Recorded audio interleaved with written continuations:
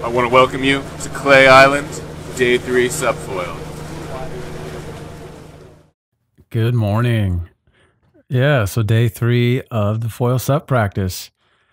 For me, I think the big improvement I made is really getting the handle or using the rope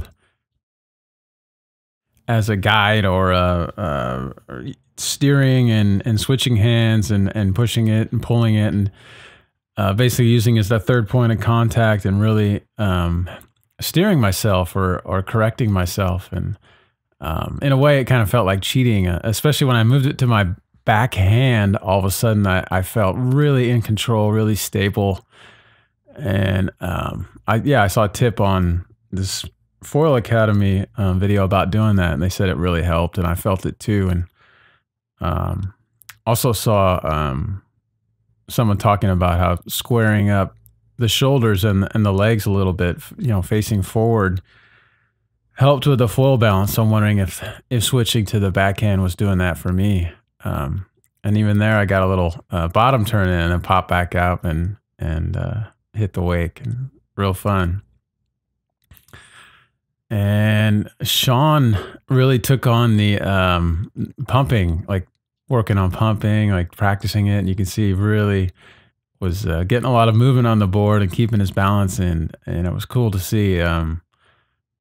Really looking forward to seeing him let go of the rope and then see how that pumping looks and works in practice. Yeah, we're all stoked, all made progress, and at the end of this day, we were like, oh man, smaller board. Like, let's get a smaller board, see if we can fit in that wake out there and be able to pump without either hitting the nose or the tail, or be easier to maneuver, and see if we can actually ride these little bumps behind the boat. So we're all stoked on that.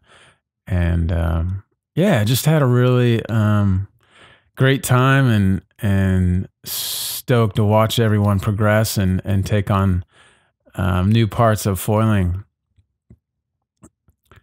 And, boat or no boat, like learning to foil is a challenge, and it's been really cool to have everyone else out on the boat and get all these different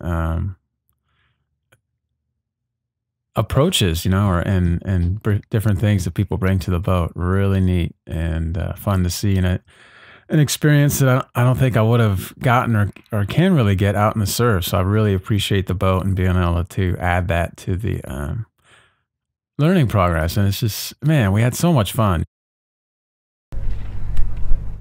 Whew. Dude, that last run, man.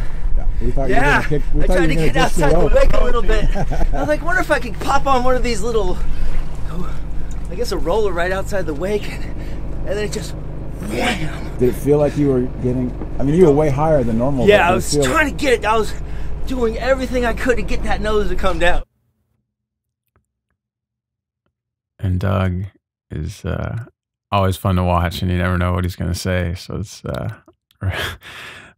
really appreciate that. That was an excellent dismount, Doug. Yes. Dismount, right? That was awesome. I came out here to dismount for day 3. I will live to foil another day. And then Wall here tried to go, or did go, sans helmet. And he was also, he did a few runs at what we had been running. And then he realized we'd been running a shorter rope length, and he felt like his position on the bump there, or the distance from the boat, he said he felt the prop wash and was just in the wrong spot. And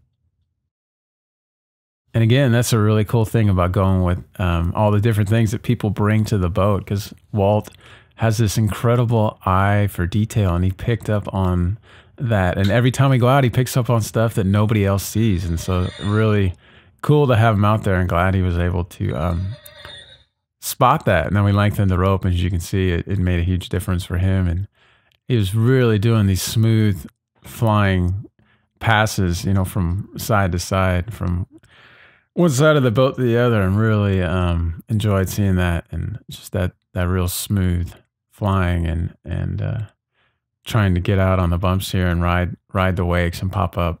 Fun to watch. And like I said, really looking forward to, I had Tuttles put in a couple of my smaller boards. And so next time, day 4, go out there and see how that goes. I'm stoked to see how the different feel of a smaller board and then it brings on the new challenge of having to water start because the boards are too small to do a standing start. So it'll be, interesting how to notice the difference and be able to see what is the easiest board or what feels like the easiest board to learn on and then go from there into the ocean and see how that translates. So thanks for watching.